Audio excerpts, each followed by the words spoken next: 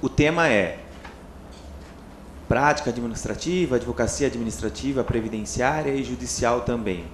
Só para a gente tentar aqui ter um discurso que atenda a todas as expectativas, eu vou fazer uma pergunta, vocês erguem a mão, acho que é a maneira mais prática. Quem advoga já na área previdenciária?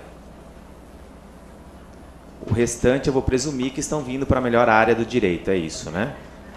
É a matéria, e aí, sem brincadeira alguma, realmente é a matéria que mais cresce atualmente no Brasil, é a matéria de direito previdenciário, vocês não tenham dúvida disso. Lógico que isso é em decorrência de alguns motivos. Dentre eles, o motivo principal, na minha visão, é porque, efetivamente, o INSS é o maior litigador que nós temos no país hoje. Se vocês fizerem uma breve pesquisa, aqueles que já estão na área sabem muito bem disso, aqueles que estão entrando na área poderão saber. Hoje, a maioria das demandas que nós temos em nível nacional é contra o INSS.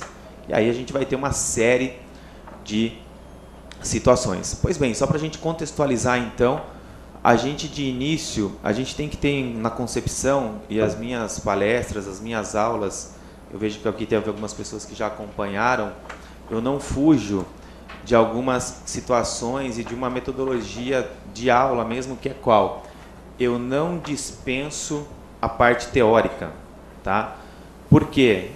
Adianto desde já, lógico que no mercado aí vocês encontrarão palestrantes e palestrantes, professores e professores. Não adianta eu passar a prática para vocês se vocês não souberem da onde ela surgiu, da onde aquela situação surgiu. Não adianta eu falar, ó, a tese é essa.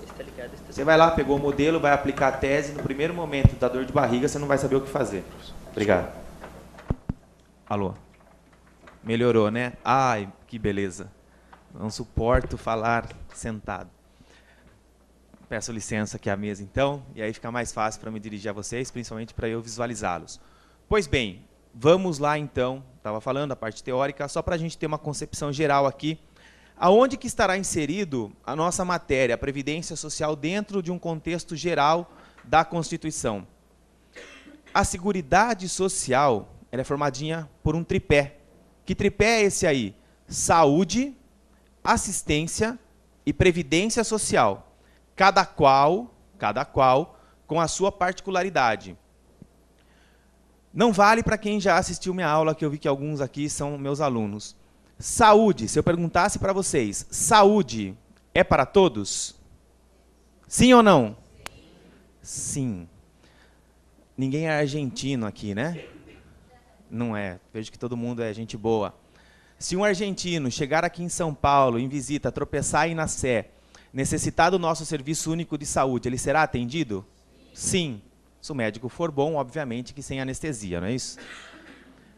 A mesma pergunta eu faço aos senhores, e aí a gente já vai fazer um parênteses aqui de uma dica prática.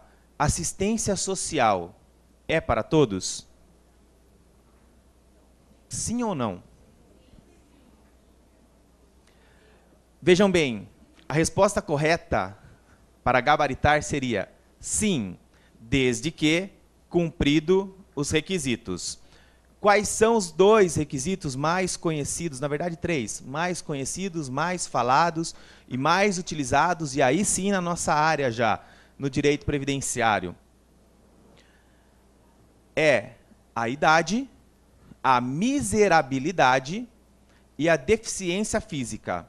Eu vou me ater a um desses requisitos, que é onde a gente tem uma possibilidade de ganhar uma grana hoje, que é qual? A miserabilidade. Então vamos lá. Do ponto de vista administrativo, se você for dar entrada num benefício assistencial, que vai ser comumente conhecido no mercado como LOAS, tá? Só que o nome técnico, e aí são as distinções entre bons advogados, maus advogados e excelentes advogados. LOAS é o nome da lei, ou melhor, é o início, são as iniciais da lei, Lei Orgânica de Assistência Social. Não coloquem, não obstante ter modelo, falando, ó, venham a Vossa Excelência pedir LOAS. O juiz vai dar risada de vocês. Ele vai conceder, mas vai dar risada. Vocês estão pedindo o quê? Um benefício assistencial.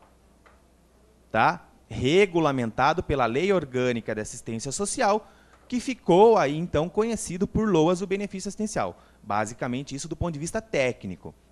Se vocês forem ao INSS dar entrada na esfera administrativa, e aí vem a primeira situação também que eu discordo de muitos outros doutrinadores e professores, tá? Vocês encontrarão aí no mercado, e eu acho que é sempre bom vocês ouvirem todas as opiniões e ter a de vocês, que não se precisa a provocação administrativa. Eu defendo o contrário. Eu acho que a provocação administrativa você tem que ter, sim. Você não precisa exaurir toda a via administrativa, mas é bom que você provoque até para que você tenha uma data, se for o caso, de retroação do quê? Da DIB, data de início do benefício previdenciário. Ah, Teodoro, mas eu sei que tem julgados aí que dispensam essa provocação administrativa. É verdade, existe mesmo julgados. Só que aí você vai ter um problema de ordem técnica processual ao dobro. Você vai entrar, o juiz vai te questionar sobre o indeferimento, você vai ter que entrar com recurso apresentando decisões que fazem o quê? Que excluem essa provocação. Então não é mais fácil você provocar via administrativa, aguardar 40, 45, 60 dias se for o caso, se achar conveniente, deixa pronto o mandado de segurança lá. Para quê? Para que você também possa provocar a administração para que você tenha a resposta, seja ela negativa ou positiva. E aí sim, você ir para o judiciário. Voltando então, por que o LOAS, o benefício assistencial, eu chamo a atenção mais uma vez de vocês, para que vocês não discriminem ele. Pelo seguinte motivo, do ponto de vista então do requisito que a gente se propôs a falar, que é do requisito de miserabilidade, administrativamente, qual que é a renda exigida? 1/4 do salário mínimo. 1/4 do salário mínimo. Daria mais ou menos aí R$150, vai? R$170. Então, se eventualmente você tem um casal de idosos, um já é aposentado e ele já recebe salário mínimo, para a esposa dele, em princípio, na via administrativa, você não conseguirá. Só que qual que é o lado positivo? O lado positivo é que o judiciário fez o quê? Ele aumentou a nossa base de possibilidade. O judiciário e o STF, inclusive, já pronunciou-se a respeito, veio e disse o seguinte, olha, não. O critério, ele existe, mas não será para ser excludente. Se você comprovar a necessidade social daquela pessoa, o benefício assistencial será sim concedido. Teodoro, mas é um salário mínimo só. É aí que vem, como se diz no dito popular, o pulo do gato. Por quê? Tem muitos alunos ficando literalmente milionários com um benefício assistencial. Óbvio que você vai necessitar de algumas situações. Pegar o foco, tá certo? Pegar uma determinada região carente, onde se necessita desse tipo de trabalho. São Paulo é repleto dessas regiões. Vocês podem fazer contato com alguns moradores de bairro, alguns presidentes da associação, porque vocês estarão prestando um serviço social, sim. Tá? Nós estamos aqui na casa do advogado, eu estou falando sobre uma forma de captação, então, eventualmente, eu estou falando para vocês algo que vocês podem. Vocês vão lá proferir o quê? Uma palestra educacional, como eu estou fazendo aqui, de direito àquelas pessoas que muitas vezes não sabem do seu direito, sendo até redundante. E vamos lá. Quanto que se normalmente cobra na nossa área? 3 benefícios? Mais, eventualmente, um percentual de atrasado? Vamos colocar aí 20%? Na nossa Justiça Federal aqui de São Paulo hoje, um processo deste tipo vai demorar mais ou menos para tramitar 24 meses. Vamos trabalhar com 20 meses, só para ficar um número exato, é mais fácil para fazer conta, pode ser? 20 meses vezes o salário mínimo, vamos arredondar para 700 também, dá quanto? 14 mil, não é isso? Legal. Quanto é, vamos colocar 20% de 14 mil, 2.800. Mais 3 benefícios que você cobrou, daria 2.100. 2.100 mais 2.800, nós estamos falando em 4.900. 4.900 de um cliente. Se você tiver 10, 49 mil. Se você tiver 100, 490 mil. Se você tiver 1.000, 4.900.000. Teodoro, é super difícil. Não é não. Não é não. Dica para quem já está na área e para quem está começando. Não desprezem o benefício assistencial. Num linguajar mais entendível, não dispensem o pobre. Você estará prestando, sim, um serviço social àquela pessoa e estará ganhando grana também. Modelo padrão, gente. Modelo padrão. Tá? Lógico, dê uma boa conceituada, faça um modelinho legal. Eu não sou contra modelos existentes. Eu só sou contra você pegar e entrar direto com aquele modelo sem aperfeiçoar. Aí a gente vê algumas aberrações, como eu vou falar para vocês na hora que a gente tocar no assunto da desaposentação. Pois bem, pulamos a assistência social, então, e entramos agora aonde? Na Previdência Social. Previdência Social. Também será subdividida a Previdência Social. Quais serão as subdivisões? Subdivisões de regimes previdenciários. Quantos regimes previdenciários nós temos no Brasil hoje? Falem comigo. 2? Quem dá mais? Quanto? 2? Quem dá mais? 5? Regime geral de previdência social, voltado à maioria da população e tido como o regime oficial do Brasil. Na falta de qualquer outro, o que impera será o regime geral. Regime próprio de previdência social, voltado a quem? Servidores públicos. Regime próprio dos militares. O próprio nome já diz, voltado a quem? A todos os militares, não polícia militar, todos os militares. Forças Armadas, Marinha, Aeronáutica, Exército. Área muito específica, tal como o regime próprio. Antes de falarmos do regime geral, só vou dar um panorama para vocês. Se especializem sim no regime geral. Vocês vão ganhar muita grana. Mas continuem se especializando. Vão para o regime próprio. Quantos advogados no Brasil atualmente são especializados em regime próprio? Brasil, gente. Chutem um número. Chutem um número. 100. Quem dá mais? Não temos 100 advogados no Brasil especializados em regime próprio de previdência social. Não chegamos a 100. Para um público gigantesco de possíveis demandas. Hoje, aqui com vocês, eu falarei de 2 teses somente de regime próprio, mas temos uma infinidade. Terceiro regime. Regime de previdência complementar. Regime de previdência complementar. Vamos distinguir cada um deles. Qual a semelhança que nós encontraremos entre o regime geral, o regime próprio, que é aquele voltado aos servidores, e o regime dos militares? Vamos ficar nesses 3 primeiros. O primeiro, tá? A primeira característica, filiação obrigatória. Primeira característica, filiação obrigatória, ou seja, eu não tenho, se eu trabalho, eu tenho que verter contribuição, seja ele para o regime geral, ou seja ele lá como servidor público para o regime próprio. Ainda nesses 3 regimes, a principal diferença agora entre eles será a seguinte. O primeiro deles, e o mais interessante, a questão do teto previdenciário. Enquanto no regime geral, a gente vai estar falando aqui para arredondar, num teto de R$4.000, enquanto no regime geral a gente vai estar falando de um teto de R$4.000, nos regimes próprios a gente vai estar falando num teto aonde o máximo permitido é aquele recebido pelo ministro do STF, R$28.000.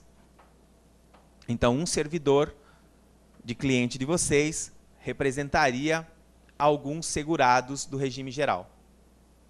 E eu digo alguns porque de cada 10 que se aposentam hoje por tempo de contribuição, quanto vão receber o teto? Nenhum. Nenhum. E entramos aí, então, no regime de previdência complementar, que terá também duas características básicas. Quais são? Facultatividade, ou seja, no regime de previdência complementar, eu não sou obrigado a adquirir ou a entrar nesse regime. Eu tenho a possibilidade de entrar ou não. Então, ele é facultativo. E advém do quê? Advém de um contrato. Então, é a contratualidade também. Então, as duas características, facultatividade e contratualidade. E aqui reside uma grande possibilidade de atuação. Ficaria um exemplo só. Chegou no escritório um cliente com a seguinte problemática. Doutor, é o seguinte, eu aceitei um PDV da minha empresa. Peguei 250 mil reais na minha mão. Cheguei no banco, perguntei ao gerente qual seria um bom investimento. O gerente disse o seguinte, olha, pegue esse dinheiro e invista na previdência complementar. Eu não estou dizendo que a previdência complementar, entendam bem, não é um bom investimento. Só vou retratar para vocês o que aconteceu com esse cara. 15 dias depois, surgiu a possibilidade dele entrar num negócio, onde ele precisaria do quê? Do dinheiro. Pois bem, ele foi lá falar com seu amigo gerente. Meu amigo, é o seguinte, eu preciso sacar aqui aquela grana. Como assim sacar? Não, então, eu preciso sacar o dinheiro que eu investi aí na complementar. Bom, tudo bem, você investiu 250, para você sacar agora, você não vai conseguir nenhuma dedução de imposto de renda, mais 12% de taxa de administração. Resumindo, de 250, você vai conseguir levar uns 200 mil, porque também tem um percentual só que você consegue resgatar. Aí eu pergunto a vocês, se advém de um contrato, o que vai regulamentar isso aí? CDC. Teríamos, então, talvez, uma possibilidade de discutir nesse primeiro momento a questão de devolução ou não do produto, tá? E aí que a gente tem uma grande possibilidade de atuação, bem como eu disse para vocês o seguinte, não advém de um contrato? Vocês acham realmente que se vocês, qualquer um de nós aqui formos fazer uma previdência complementar, óbvio que é bom a previdência complementar, tá? Isso é inegável. Eu só estou dando um caso bem específico, porque é o que muito acontece. É um contrato praticamente de adesão. Então, é onde os advogados também, nós advogados, previdenciaristas, teremos possibilidade de atuação. Tá? Então, na sequência, se fosse legal uma dica para vocês, eu diria o seguinte, se especializem bem no regime geral, saibam todos os conceitos, princípios, como que funciona. Partindo daí, vá para o regime próprio, porque você também encontrará um mercado gigantesco. E, por fim, a previdência complementar. Se eu disse para vocês que não tem nem 100 advogados em regime próprio, em previdência complementar a gente não chega nem a 30. Tem muito aventureiro, tá, gente? Aventureiro tem bastante. Estou falando de advogado. Qual é o lado ruim da previdência complementar? Normalmente você vai brigar com grandes bancas, né? Porque os fundos têm bastante grana. Para vocês terem uma ideia, hoje a previdência complementar representa 1/4 do PIB nacional. Qual é o lado bom? Você demonstrando o problema, eles vão querer fazer o acordo rapidinho com vocês. Porque eles não querem que faça o quê? Que se espalhe a notícia de que alguma coisinha ali está errada. Belezinha? Voltamos para o regime geral, então. E vamos lá. No regime geral, algumas particularidades, então, de mercado. Como a gente percebe que tem bastante gente que está se iniciando, eu vou falar desde o início. Então, a pessoa começou a contribuir para a Previdência Social. A primeira dica, ou melhor, a primeira concepção que nós temos que ter é quem são os segurados obrigatórios da Previdência Social. Teodoro, mas eu já advogo, eu sei quem são os segurados obrigatórios. Bacana, mas eu vou falar mesmo assim. Quem são os segurados obrigatórios? Empregado, ou seja, aqueles que estão lá pela CLT, contribuinte individual Contribuinte individual, e aqui estão inseridos empresários e autônomos, segurado avulso, empregado doméstico. Aí vocês façam uma estrelinha na frente de empregado doméstico, porque se regulamentar toda a lei que está para ser regulamentada, o empregado doméstico sai dessa característica e vem a ser empregado. Teodoro, mas isso não influencia nada na esfera previdenciária, influencia em tudo. Se você tem uma empregada na tua casa de maneira formal, você será para ela uma empresa. Então, se ela cair lá na sua casa e eventualmente necessitar de um benefício previdenciário, ela se dirigirá até lá. Se for reconhecido como acidentário, seu contrato de trabalho estará suspenso. Até quando? Até ela se recuperar. Se o INSS julgar que naquele seu ambiente de trabalho, sua casa, não tinha normas regulamentadoras de trabalho, inclusive ele poderá movimentar uma ação regressiva contra você. Daqui a pouco a gente vai falar sobre isso. É só para vocês ficarem mais curiosos um pouquinho. E o segurado especial. O segurado especial é o rural e o pescador artesanal. O requisito para que seja considerado é que eles trabalhem em regime de economia familiar. Tudo bem? Bacaninha. Fora isso, temos o segurado facultativo. Fora isso, temos o segurado facultativo, que o próprio nome diz, só contribuirá para a Previdência, é o desempregado, só contribuirá se ele assim quiser. Tá? Só contribuirá se ele assim quiser. Todos os outros segurados obrigatórios são, como o próprio nome diz, obrigados a contribuir.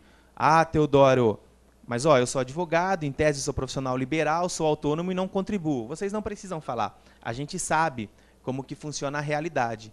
Até porque isso é um procedimento até contrário do Ministério da Previdência Social.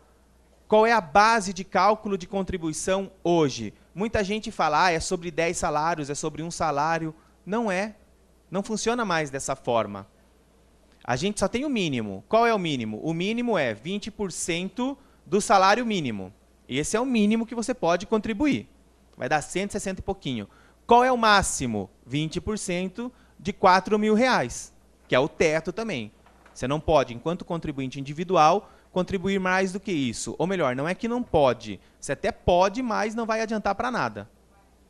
Tá? Exatamente. A gente vai falar de um mercado específico que dá para vocês entrarem pedindo restituição desse dinheiro. Beleza?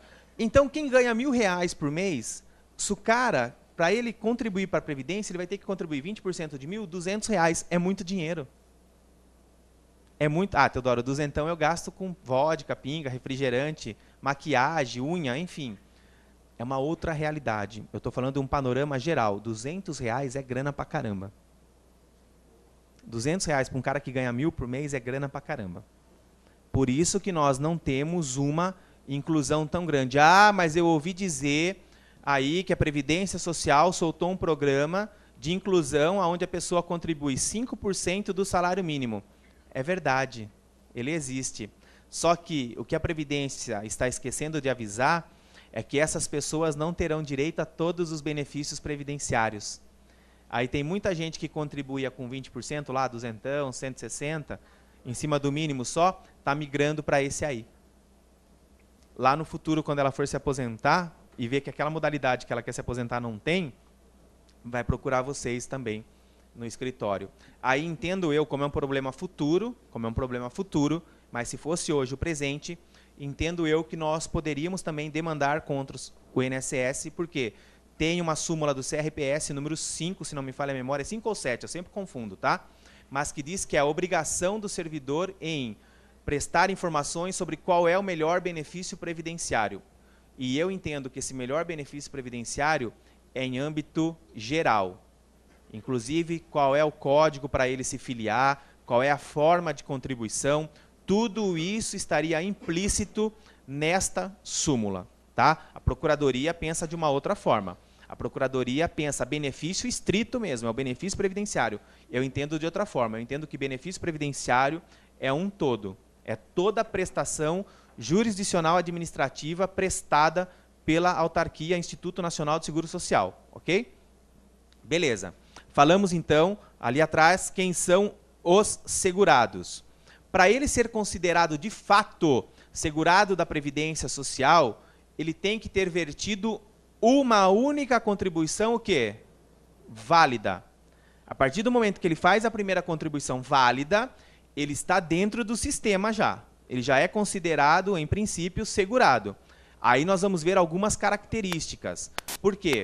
Porque nós vamos ter questão de carência mínima para determinados benefícios. Vamos falar aqui sempre em regra geral, porque a gente tem um tempo enxuto. Qual é a regra geral? Quantas contribuições são necessárias? Primeiro de tudo, o que é carência?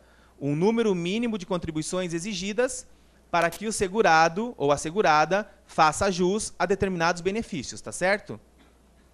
Qual é o número mínimo de contribuições, então, que ele precisa cumprir? Regra geral, 12. Regra geral, ele precisa ter 12 contribuições para que ele passe a adquirir o que nós chamamos no mercado, né, no meio jurídico e no meio legislativo, de qualidade de segurado. Tudo bem? Carência é diferente, então, de qualidade de segurado. Tudo bem para vocês? Está bem claro isso? Ótimo. Alguns benefícios dispensam desta carência. Alguns benefícios dispensam o segurado e a segurada desta carência. Como, por exemplo, a pensão por morte. E os benefícios incapacitantes também estarão, segurado ou assegurada, dispensado de carência se for acidente de qualquer natureza ou acidente do trabalho ou equiparado a este. Também serão possibilidades do quê? De exclusão da carência. Uma dica muito importante. Hoje em dia, como muita gente começa a se preocupar com a sua situação previdenciária, muitos procurarão vocês no escritório, querendo fazer, mesmo que seja desempregado ou autônomo, querendo fazer a sua inscrição junto à Previdência Social. Surgiu no escritório de vocês alguém hoje, dia 29 de agosto, com o seguinte papo: olha, sou herdeiro, tenho uma boa grana na minha conta corrente, e vocês perceberão que eu sempre dou exemplos extremados para ficar bem claro. Tenho uma boa grana na minha conta corrente, mas como eu sou um pródigo, eu gasto pra caramba, eu quero ter uma previdência, quero me filiar à Previdência Social. Você pode fazer a minha inscrição? Sim ou não? Sim. Fez lá a inscrição no site, cobrou, óbvio que vocês vão cobrar, cobrou dele, foi emitida a guia, tá certo? Segurado facultativo, lembrem-se disso. Foi emitida a guia. O que vocês orientarão para ele naquilo que recai ao pagamento desta guia? Ah, e ele pediu para ser pago sobre o teto. Ou seja, R$700. Ele pagará sobre o teto. Paga-se quando? Até o 15º dia do mês de setembro, relativo à competência do mês de agosto. Todo mundo concorda? Sim ou não? Sim. Bacana. Então, a banca de advogados são vocês. Sem atraso, claro, doutora. Opa! Amanhã é dia 30. Tá certo? Então, a pessoa que procurou a banca de advogados, porque todo mundo concordou na resposta. Amanhã é dia 30. O que acontece? Ela está com a guia. Agora ela está com a guia em mãos. Quem? A viúva. Por quê? O cara saiu do teu escritório, tudo feliz, pimpão, contando para a esposa, ó, além da herança que nós temos, tá? Só que agora, como a gente está previdente, e eu, não sei, tomei um gorozinho aqui, eu doei toda a nossa fortuna, no que ele foi falar doar a fortuna, ele foi atropelado e veio a óbito. A esposa dele, então, se dirigiu ao escritório de vocês, dizendo, olha, eu sei que meu marido veio aqui, contratou vocês, inclusive está aqui a guia, e vocês falaram para ele que ele poderia pagar até o dia 15 de setembro, relativo à competência do mês de agosto, só que não deu tempo. Por quê? Ele veio a óbito antes. Então está aqui a declaração do hospital, está aqui a certidão de óbito. Eu falei que a minha sobrinha, que é bacharel em Direito, ela perguntou para um advogado lá, sem discriminação alguma e sem demérito algum, tá? Mas da área menor lá, que é o Direito Civil, e parece que ele falou o seguinte, que tem direito à pensão. Então eu queria que a senhora desse entrada. O problema está com vocês são os advogados e falaram que pode contribuir até o dia 15. O que fazer?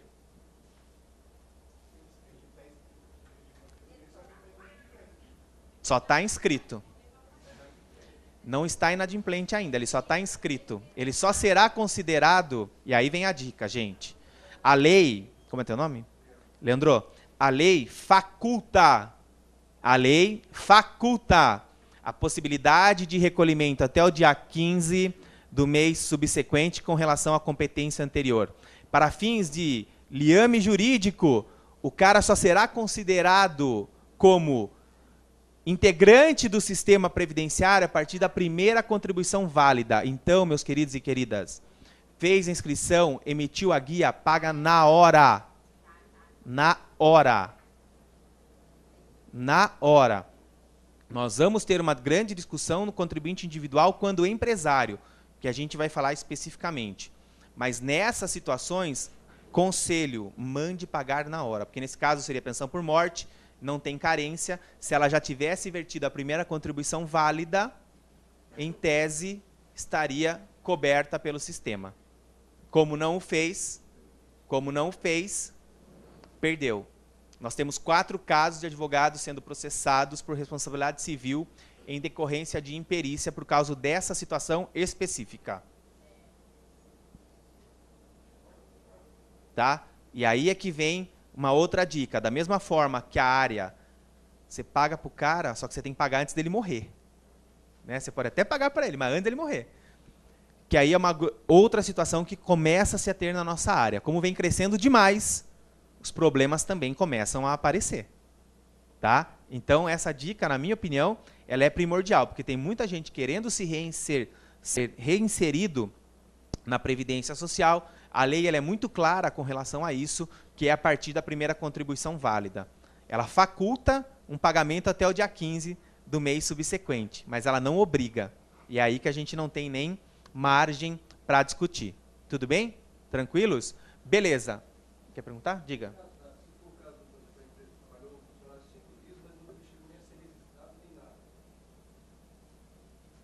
Legal. Tá, vamos lá. Só que assim, muda totalmente porque é segurado obrigatório, primeira situação, por isso que eu sempre gosto de falar quem são os segurados obrigatórios. E segundo, ele é segurado obrigatório empregado. Então a contribuição dele tem presunção absoluta. Presunção absoluta, tá? Tanto que assim, e aí é só dando uma adiantada, eu ia falar disso na aposentadoria por tempo de contribuição. Não, mas vamos lá. A ideia é um bate-papo mesmo. Esse cara, o empregado, ele não vai ser em nenhum momento prejudicado. O que é muito comum acontecer, e aí eu só dou mais uma dica para vocês também com relação a isso. É muito comum, talvez em São Paulo capital hoje nem tanto, mas no interior, no grande Brasil ainda é comum. A empresa, ela faz uma espécie de parafiscalidade, ou seja, ela retém do seu empregado para repassar para quem? Não é mais para o INSS, tá, gente? É para a Receita. Desde 2007, arrecadação e fiscalização, competência da Receita Federal.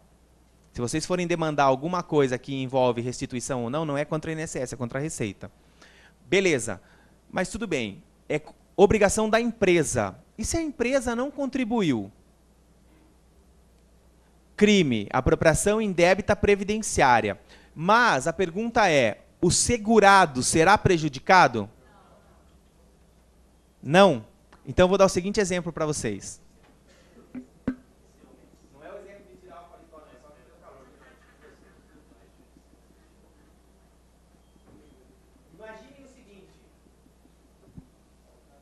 Imaginem o seguinte. Procurou no escritório de vocês alguém com a seguinte historinha. Doutor ou doutora? Eu trabalhei em determinada empresa durante 20 anos. O último registro que tem na minha carteira está desatualizado e, se for atualizar, vai dar igual ao salário mínimo. Mas eu ganhava no teto. Você vai pedir para ele, tudo bem, vamos tirar um quinis, então, vou te aposentar. Não precisa se incomodar com isso, porque eu já fui até o INSS, esse foi meu susto. Está tudo em branco. Está tudo em branco. Ele será prejudicado? Por quê?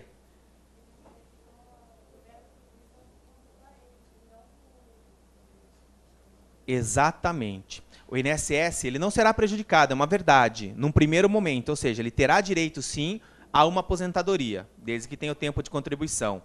Atenção, esse é um dos pouquíssimos casos onde a gente tem um ônus da prova. Qual é o ônus da prova? Se esse cara não guardou no mínimo um holerite por ano, A base de cálculo será salário mínimo. Muitas doutrinas e professores, está assegurado o direito. Alto lá. O direito está assegurado, sim. Mas se ele ganha no teto e vai lá se aposentar, a empresa não repassou e não atualizou a carteira, e o cara não foi preventivo em guardar pelo menos um comprovante por ano, base de salário mínimo. Base de salário mínimo. Lógico que depois você pode entrar com uma demanda trabalhista, pedir reconhecimento, tal, mas até aí são 5 anos que ele está recebendo salário mínimo. Tá? Isso faz parte do quê? De uma nova modalidade que a gente vem desenvolvendo, peço que vocês reflitam também a respeito, e quem tiver alguma sugestão, meu e-mail é professor.teodoro com H,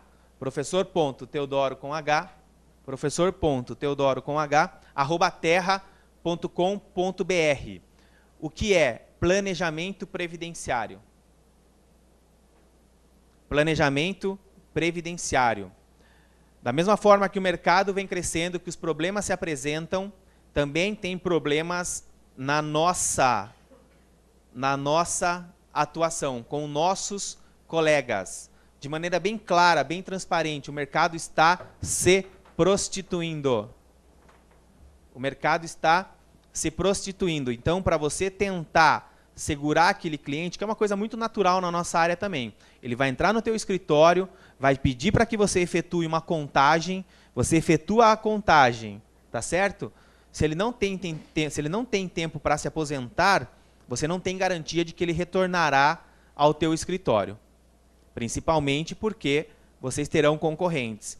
Então, a forma do planejamento previdenciário, de uma educação previdenciária para aquele cliente, é uma forma de você reter este cara com você, ou esta mina, até a aposentadoria.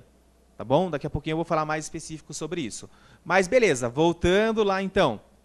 Falamos da questão de carência e da qualidade de segurado. Se essa pessoa só verteu 12 contribuições, o mínimo necessário, e parou de contribuir, verteu 12 contribuições e parou de contribuir, qual é o período que, mesmo sem contribuir para a Previdência, após essas 12 contribuições, ela ainda assim estará segurada pela Previdência Social? Segurado obrigatório. 12 meses. Para o facultativo, a regra é muito clara, sempre 6 meses. Facultativo só tem daquilo que nós chamamos de período de graça, sempre 6 meses. O segurado obrigatório, não. Então, contribuiu 12, eu tenho mais 12 de graça. Tudo bem? Tranquilos? E se ele trabalhou 10 anos e parou de contribuir?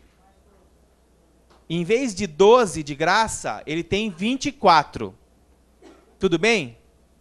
Legal. Em ambas as situações, seja aquele que trabalhou 10 anos ou aquele que trabalhou só 12 meses, 1 ano, em ambas as situações, a gente consegue uma extensão de 12 meses se eu provar o quê? Que ele está desempregado. Aí vem a pergunta para vocês. E o contribuinte individual? O autônomo? Ou o empresário? Conseguirá essa extensão de 12 meses pelo desemprego?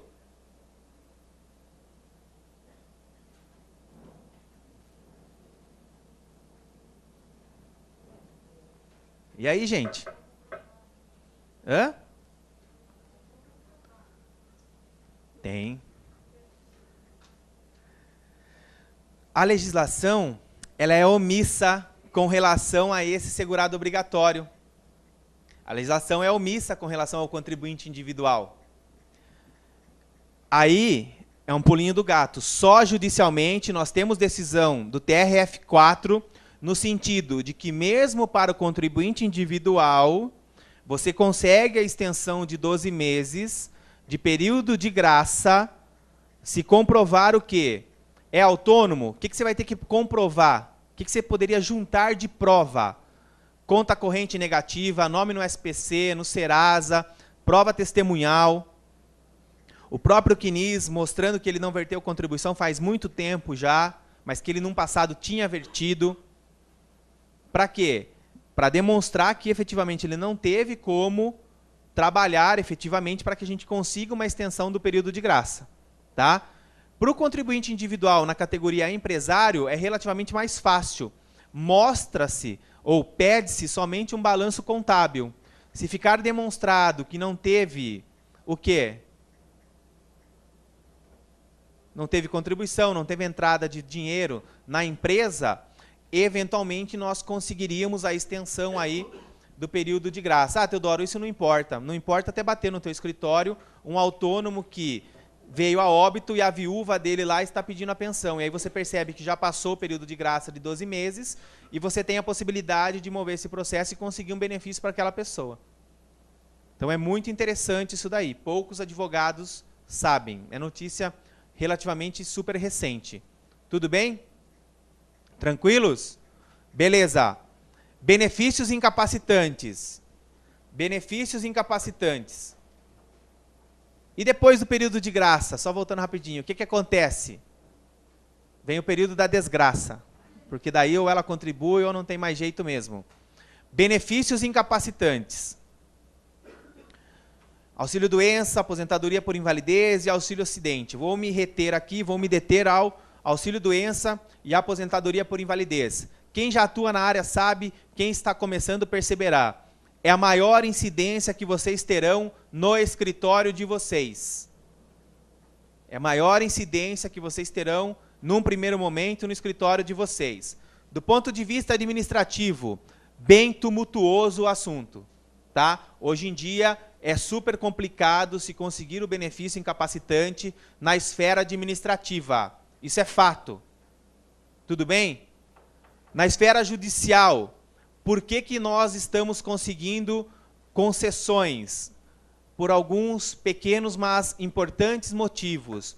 Primeiro deles, e o principal, na minha concepção, é quando você entra na esfera judicial, você tem a possibilidade de solicitar quem é o perito, não como pessoa, mas a especialidade. Então, se o teu cliente tem um problema de ortopedia, você tem na tua petição como pedir o quê? Olha, eu quero um especialista em ortopedia. Ah, mas é problema no joelho, então eu quero um perito ortopedista especializado em joelho. E o principal, vocês podem fazer os quesitos. Devem fazer os quesitos. Douto perito. Qual é o nome do autor? Põe lá, para ele preencher mesmo, trabalhar um pouquinho. Douto perito, os exames anexados são suficientes? Sim, não. Se não, por quê? Quais o senhor indica? De forma que você consegue conduzir, entre aspas, a perícia para aquilo que você quer. De sacanagem, nas minhas ações eu sempre coloco no final.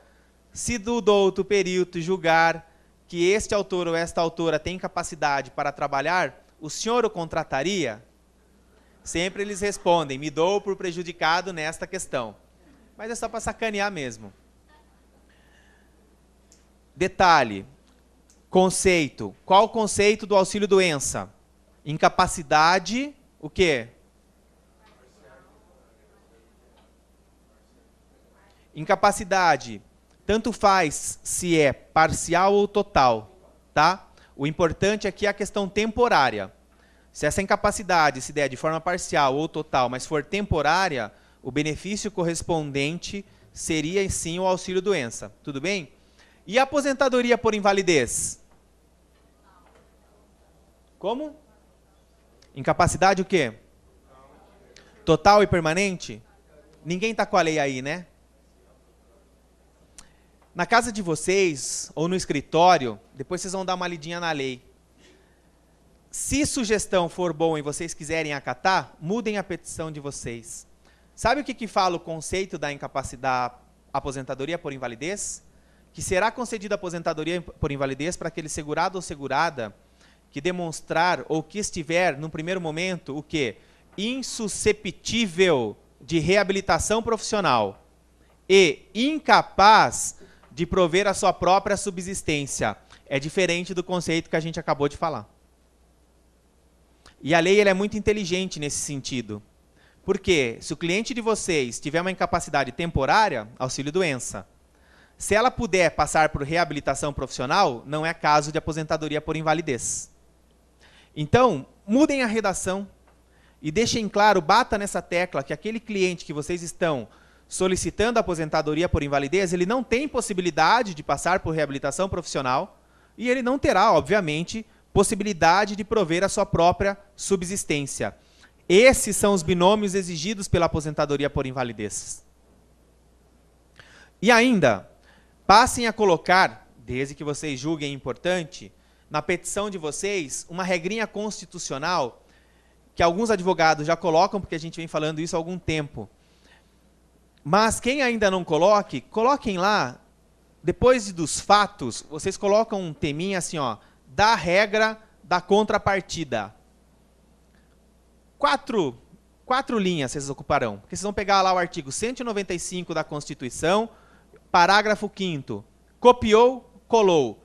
Tá, Teodoro, mas o que fala isso? Fala o seguinte, sabe o que fala a regra da contrapartida? Que nenhum benefício poderá ser majorado ou estendido sem a devida fonte do quê? De custeio. O que isso quer dizer? O que você quer dizer ao juiz? Quer dizer o seguinte, meu querido magistrado, eu estudei e eu sei da legislação e eu sei da normatização previdenciária.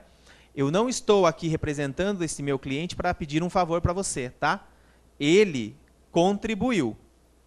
Agora, eu estou querendo um dos direitos estampados em decorrência desta contribuição, ou seja, é a contrapartida.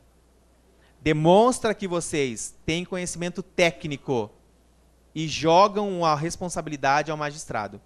Por que isso daí?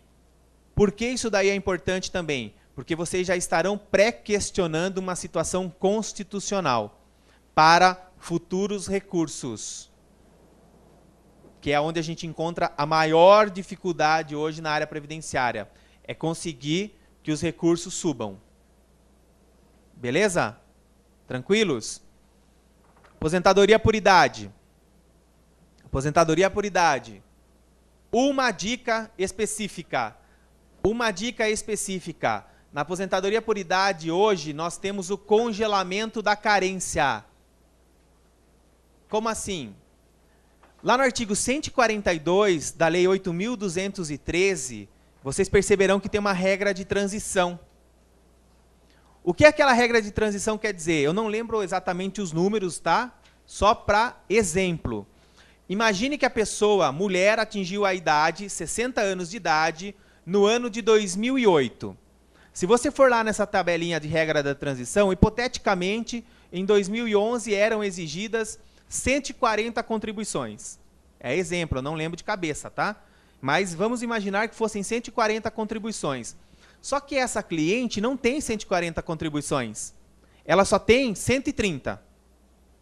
Você vai falar, olha, contribua mês a mês, mais 10 meses para completar os 140. Antes dessa súmula da TNU, que se não me falha a memória é a 48, se não me falha a memória, é a número 48, ela continuaria contribuindo, só que aí virou o ano. Aí nós estaríamos em 2009 já. Aí em 2009, teria que ter 150 contribuições, de modo que ela nunca atingiria antes de completar a carência mínima, que são 180 meses, 15 anos. O que a TNU veio e disse? Ó, não, não, não. Congela-se a carência. O que valerá é o ano de implementação da idade. Então, se ela completou a idade 60 anos, ou se for homem, 65, 2008, o exigido era 140, só tem 130, basta que contribua mais 10, atinja a carência exigida à época e a aposentadoria está concedida. E a aposentadoria está concedida. Tudo bem? Aposentadoria por tempo de contribuição.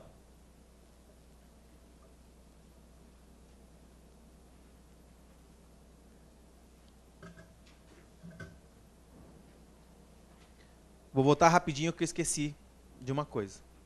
Quando eu estava falando dos benefícios incapacitantes, E eu disse lá no início da nossa conversa aqui que eu ia falar de duas teses no regime próprio. Uma delas recai sobre o benefício incapacitante lá do regime próprio, tá, gente? Então, vou voltar rapidinho. Qual que é a tese? Aposentadoria por invalidez integral para o servidor público com doença grave não especificada em lei. Qual que é a principal diferença entre o regime próprio e o regime geral neste benefício em específico? Aqui no regime geral, o rol de doenças graves, integrantes lá do decreto 3048, no anexo 1, serve somente para uma coisa: dispensar da carência ou não. Não é isso? Beleza. Aqui no regime próprio, este rol de doenças graves ele tem uma importância maior. Se o servidor público ficar doente e a doença dele não estiver aqui, ó, neste rol, ele vai receber de forma o quê? Proporcional. Aí um cara que ganha 10 vai ganhar mais ou menos 5, descontando IR e tudo mais. E aí surgiu a tese. Qual é a tese? Essa que eu acabei de falar para vocês. Aposentadoria integral para o servidor público com doença grave não especificada em lei. Qual que é a tese? Obviamente que é só na esfera judicial, aonde se bate na seguinte questão, que o rol existente na 8.112 de 1990, que é a regulamentação geral, só que aí vocês terão que verificar cada município ou cada regime próprio daquele servidor, qual é o rol de doença lá, porque se existe essa flexibilidade, se seria o rol taxativo ou exemplificativo. O STJ vem recepcionando a ideia de que é o quê? Exemplificativo. Um exemplo clássico, depressão. Em ambos os regimes, é uma doença que não para de aparecer, tá certo? No regime próprio, por exemplo, não é tido como doença grave. Tá? Não é tido como doença grave. Então, você vai ter que bater através de, obviamente, atestados médicos, no sentido de que, olha, depressão não consta lá do rol, mas é grave sim, desde que o médico, obviamente, fale desta forma. Logo, este servidor necessitaria, então, de uma aposentadoria integral. Só conseguirá na esfera judicial. O assunto está com repercussão geral no STF, tamanha importância.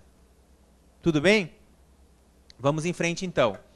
Aposentadoria por idade, já falamos? Aposentadoria especial. Aposentadoria especial. Oh, desculpa, eu esqueço toda hora. Aposentadoria especial. O que é importante com relação à aposentadoria especial? De dica. Exatamente, desde 97. Desde 97, e aí, a primeira dica válida, na minha opinião, é a seguinte: não tem como atuar com a aposentadoria especial sem você fazer uma evolução legislativa. Não tem como, gente. Por quê? Porque até um determinado período, mais especificamente 95, 97, nós tínhamos o enquadramento por profissão. Nós tínhamos o enquadramento por profissão. De 97 para frente, de 95 até 97, saiu um rol de profissão já. De 97 para frente, mudou totalmente. Hoje, para você conseguir a aposentadoria especial, tem que se provar o quê? A exposição a um agente nocivo à tua saúde. Que esse é o conceito da aposentadoria especial. Olha, a pessoa que está exposta a um agente nocivo poderá se aposentar com 15, 20 ou 25 anos de trabalho. Aonde você verifica isso? Decreto 3048, anexo 4. Você vai ter um rol de agentes lá e na frente o correspondente ano que aquela pessoa necessita trabalhar. Tudo bem? Atenção, já existe discussão se este rol constante lá também é exemplificativo ou taxativo. Obviamente que nós vamos defender que é o quê? Exemplificativo. Tudo bem? Então, o importante hoje é você comprovar a exposição ao agente nocivo. Dentro disso, eu pergunto, quem tem direito à aposentadoria especial? Professor, não. Não necessariamente. A resposta para nós advogados vai ser qualquer pessoa que você consiga comprovar que ela está exposta a um agente nocivo à saúde. De que forma? Prova testemunhal, laudo pericial, PPP, que é o documento exigido, LTCAT, PPRA, PCMSO. Importante dizer o seguinte: muitas vezes o PPP que a empresa fornece não correspondem com os fatos. Então, o que você pode entrar? Hoje tem uma leizinha de acesso à informação. Não tem? Façam o seguinte. Você pode pedir diligência em loco também, que seria a saída mais comum falada, né? Você pode pedir a diligência em loco, o perito vai lá e verifica. Você pode fazer um laudo técnico paralelo, um assistente técnico, mas melhor do que isso é o seguinte: o PPP ele tem que guardar correlação direta com o LTCAT, que é o laudo, o quê? Laudo técnico de condições ambientais do trabalho. E a empresa não fornece o LTCAT. Então, o que você faz? Entra com um MS, se for o caso, alegando essa lei de acesso à informação, para que ele exiba o LTCAT. E aí você forçará a própria empresa a fazer prova contra ela. Porque as pessoas, notem bem, a empresa, em tese, tem que preencher o PPP de acordo com o LTCAT, e ela não faz. A gente pega a PPP, o ruído máximo permitido, mínimo, desculpa, é 85, tá certo? O ruído. Você pega a empresa que preenche o PPP com 84,90. Só que então aí que você faz? Você pede a exibição do LTCAT. Tá? Aposentadoria especial você consegue muitas vezes na esfera administrativa, e aí é o cotejo que eu quero falar com vocês. É claro que em primeira instância administrativa, vamos dizer assim, na APS, na Agência da Previdência Social, você não conseguirá muito êxito.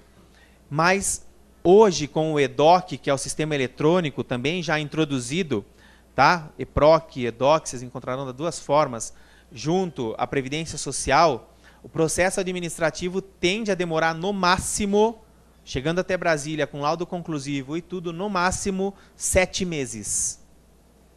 Então, em muitas situações, valerá a pena. Não descartem o procedimento administrativo para todos os benefícios. Como vocês terão a via eletrônica, nem sempre vocês necessitarão fazer a sustentação oral aqui em São Paulo ou mesmo lá em Brasília. E se for, eu garanto para vocês, é infinitamente melhor a sustentação oral na esfera administrativa do que na judicial. Por quê? Quem ouvirão vocês são nossos pares, são pessoas do povo, literalmente. É uma mesa comum, onde você se senta e fala suas ideias, sem o menor formalismo. Então, por isso que você tem muita chance de reversibilidade de decisões na esfera administrativa. Vale muito a pena. Tá? Ah, Teodoro, mas lá no judicial eu vou ganhar um atrasadinho. É verdade que você vai ganhar muito mais no judicial, porque vai demorar mais. Mas você faz o quê? Um cotejo, faça um equilíbrio. Uma ação que você acha que é legal deixar no judiciário, claro que pensem também na responsabilidade para que você tem para com o seu cliente. Uma aposentadoria especial hoje na esfera judicial, falando da nossa realidade aqui de São Paulo, no mínimo 4 anos. No mínimo 4 anos. Na esfera administrativa, no máximo 1 ano. Tá? 1 ano. A pergunta que eu faço para vocês é o seguinte, dentro ainda desse conceito de aposentadoria especial, nós temos várias profissões, tá? Inclusive os contribuintes individuais, eletricista autônomo, secretário ou segurança de hospitais, secretário de dentista. Tem várias decisões nesse sentido, de que permitem que estas pessoas, desde que você comprove a exposição dela a agente nocivo, você teria ou faria jus àquela pessoa à aposentadoria especial. Uma curiosidade, tá? Que no primeiro momento até parece brincadeira, mas não é. Vocês sabiam que o profissional do sexo, ela é uma profissão atualmente devidamente regulamentada pela Previdência Social? Sabiam? Não nós, né? Mas se alguém chegar lá, ou nós nas horas vagas, vai saber, né? A vida é de cada um. Chegar lá no INSS e dizer o seguinte, olha, eu sou um profissional do sexo e eu quero contribuir para a Previdência Social. Você terá um código específico. Você tem um código específico. Aí dentro dessa linha, eu pergunto aos senhores e senhoritas, o profissional do sexo faz jus à aposentadoria especial? E se ele utilizar o EPI?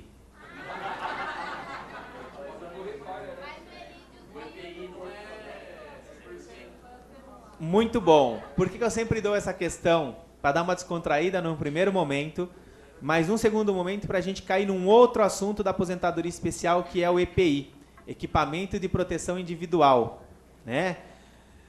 Está com repercussão também no STF esse assunto, principalmente no qual sentido? Se o EPI, se ele eliminaria totalmente aquele risco exposto aos agentes ou se ele reduz. A maioria das decisões que nós observamos vem no sentido de que reduz, não de que elimina.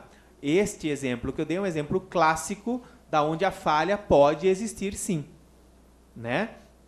Então essa é uma discussão que vocês também encontrarão muito quando derem entrada nas aposentadorias especiais dos clientes de vocês. Vocês terão que bater nessa tecla também da questão do EPI. Beleza? Aposentadoria por tempo de contribuição. Desculpa. Aposentadoria especial, voltando rapidinho, que é a outra tese dos servidores. Hoje, a outra tese que nós temos, muito em voga para o servidor público, é aposentadoria especial para o servidor público. Por que que nós temos essa tese? Pelo seguinte motivo. Para o servidor público, a aposentadoria especial não está regulamentada como está regulamentada no regime geral. Nós vamos pegar lá o artigo 40 da Constituição Federal, mais precisamente no parágrafo 12 e seus incisos. Se vocês forem lá dar uma lidinha, vocês verificarão que terão alguns riscos lá delineados, dizendo o seguinte, que a aposentadoria, regulamentando a situação desses servidores, que lei complementar virá. Só que nós estamos no ano de 2013, a Constituição é de 88, e até o momento nós não temos essa lei complementar. Pois bem, o que surgiu? Vários mandados de injunção. 2005, 2006, 2007, até os dias atuais. Vários mandados de injunção, porque na falta da lei, né, na lacuna da lei, o remédio constitucional é o mandado de injunção. Só que o mandado de injunção não resolveu totalmente o problema, ou melhor, criou-se outro. Por quê? A maioria dos mandados de injunção vinham com a seguinte decisão: aplique-se o artigo 57 da Lei 8.213 no que couber. Como assim no que couber? Que porra é essa? São regimes distintos. Que município, se você chegar no SSPrev, que é o regime próprio aqui de São Paulo, e pedir, olha, eu estou com um servidor público, vamos especificamente em um, que é onde tem a maior demanda, que são os profissionais da área da saúde, médico, dentista, técnico de laboratório, pede um PPP dele para o estado de São Paulo. Pede um LTCAT. Pede um PPRA. Pede um PCMSO. Então, e aí começou a seguinte dúvida, olha, temos um mandado de injunção, então você ganha um mandado de injunção aqui para o profissional da área da saúde, servidor público, só que você não leva. Não leva porque o mandado de injunção vem e fala isso, ó, aplique-se o 57 naquilo que couber. Aí o regime próprio, ele não está preparado para recepcionar aquilo ali. Aí você tem que entrar com uma outra ação, com a ação de obrigação de fazer. Então, dica, o que nós percebemos que hoje vem passando, inclusive algumas aposentadorias já foram concedidas e o cara está aposentado. Ação ordinária. Você vai entrar com uma ação direto. Você vai entrar com uma ação ordinária. Você vai mensurar, a hora que chegar lá na parte do direito, da confecção da tua petição, você vai mencionar todos os julgados de mandado de injunção que tem, os mais recentes, óbvio, tá? Você vai mencionar, mas evita de você ter dois problemas. Hoje, alguns regimes próprios, como Joinville, Curitiba, por exemplo, já instituíram PPP, já instituíram PPRA, já instituíram PCMSO, já instituíram LTCAT, no intuito do quê? No intuito também de não ter várias concessões de aposentadorias especiais. Então, eles também estão se aparelhando. Mas vocês podem laudar um PPP com um técnico, com um médico do trabalho de ordem particular, para que deem entrada. Outras provas, fichas de pacientes, imposto de renda, diploma, inscrição junto ao órgão, né, CRM ou CRMO, que é do dentista, e por aí vai. Tudo isso serve para comprovação de prova. Aonde que reside o maior problema? Aonde reside o maior problema, e aí eu acho que o EDOC vai influenciar, é no seguinte: não obstante nós termos uma única decisão num primeiro momento, no regime geral, nós temos uma única decisão do TRF4, regime geral, temos uma única decisão do TRF4 que permite que a pessoa que se aposentou na especial continue trabalhando exposta ao mesmo agente nocivo. Decisão do TRF4, única decisão, hein, gente? Não é majoritário. E aí nós temos esse problema quando o profissional é servidor público da área da saúde, porque normalmente médico, dentista, enfermeiro, ele tem dois vínculos. Tem vínculo no regime próprio e tem vínculo no regime geral. A pergunta é, se eu aposento ele em qualquer um dos regimes na especial, ele tem que parar no outro?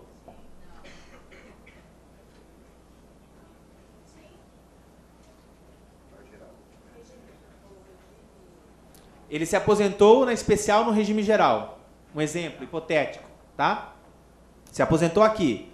Só que ele também exerce a mesma função, médico, exposto aos mesmos agentes, só que num hospital estadual. Então ele está vinculado ao regime próprio do Estado. Ele pode continuar trabalhando? Vou falar para vocês na prática o que acontece. Ele vai continuar. Tá? Existe defesa? Em tese sim, porque são regimes distintos. Só que se o mandado de injunção e mesmo a ordinária manda aplicar por analogia, então ele não poderia continuar trabalhando, mesmo sendo regimes distintos. Aí o EDOC fará a diferença, porque aí vai bater, vai confrontar a informação, que hoje não tem, hoje os regimes praticamente não se comunicam, e a hora que bater, aí vai criar problema. Então, dica, se vocês tiverem alguém nessa situação, vocês não precisam deixar de dar entrada. Vocês vão orientar, ó, a situação é essa, essa e essa. Até porque, até é perigoso falar isso porque está gravando, mas foda-se. A verdade é a seguinte: o máximo que vai acontecer com esse cara, eventualmente, se ele for pego numa fiscalização, o que é? Vai ser cessado a aposentadoria dele naquele momento, tá certo? Lá do outro regime. Você deixa um mês, talvez, mas vai ter que abrir prazo para ampla defesa, contraditório, você pode usar essa defesa do TF4, etc. e tal, e vai dar entrada na aposentadoria dele de novo. E o máximo que vai acontecer, do ponto de vista prático, é ele devolver o período que ele recebeu, limitado a 30% da aposentadoria dele. Estou falando do plano de vista bem objetivo, bem prático, lógico que vai dar demanda, você vai ter que defender e etc, mas também você vai cobrar por isso. Por isso que você vai pedir a declaração dele. Você vai orientar. Seu papel é, primeiro de tudo, seu papel é orientar. Olha, é fato que não existe uma regulamentação específica, tá certo?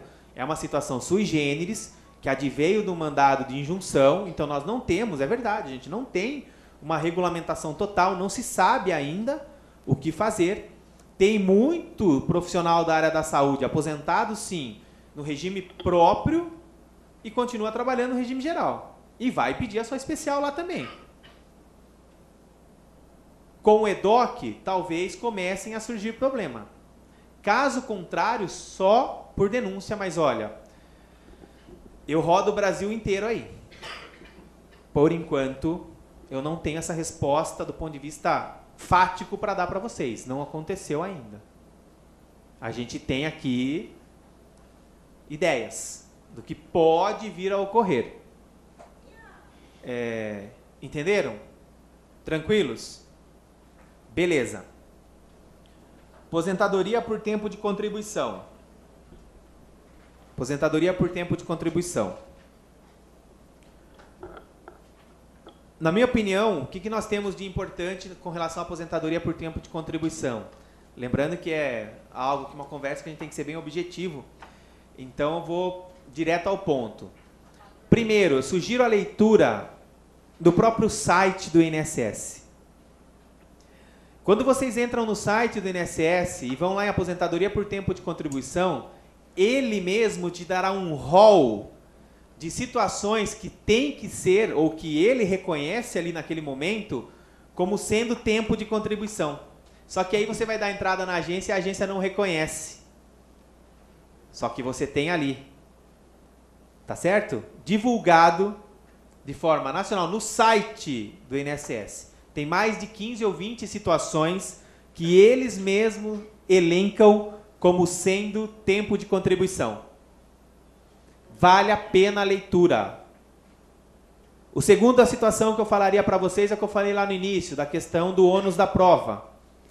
Terceira situação. Se confunde muito a questão do professor. Tá? O professor, ele não tem uma aposentadoria especial, gente. O professor que trabalha de forma exclusiva para o magistério, ele tem uma benesse legislativa, aonde ele pode se aposentar com 5 anos a menos. Tudo bem? A doutrina chama isso de aposentadoria especial, alguns chamam de aposentadoria especialíssima. Não vou falar o que eu acho, mas eu acho que é a aposentadoria do professor e ponto. Não tem um nome específico. Aposentadoria do professor. A legislação dá uma benesse para ele se aposentar com 5 anos a menos. Só que vai incidir fator previdenciário. Vai incidir fator previdenciário. Aí entra a dica. Tem decisões no STJ, temos decisões no STJ com a seguinte tese argumentativa. Olha, como a legislação dá uma benesse de 5 anos a menos, por analogia, seguiriam os princípios de uma aposentadoria especial. Logo, se lá na aposentadoria especial eu não tenho incidência do fator previdenciário, aqui também não deveria existir. O judiciário vem recepcionando a ideia. Só no judiciário, gente. Se procurar um professor e vocês forem dar entrada, vocês vão vender o seguinte. Ó, vai incidir fator previdenciário sim. Vou tentar na esfera judicial para que saia a incidência desse fator. Tudo bem? Belezinha? Legal. Ainda com relação com a aposentadoria por tempo de contribuição, porque guarda a correlação, entra a questão da desaposentação. Assunto aí super em voga.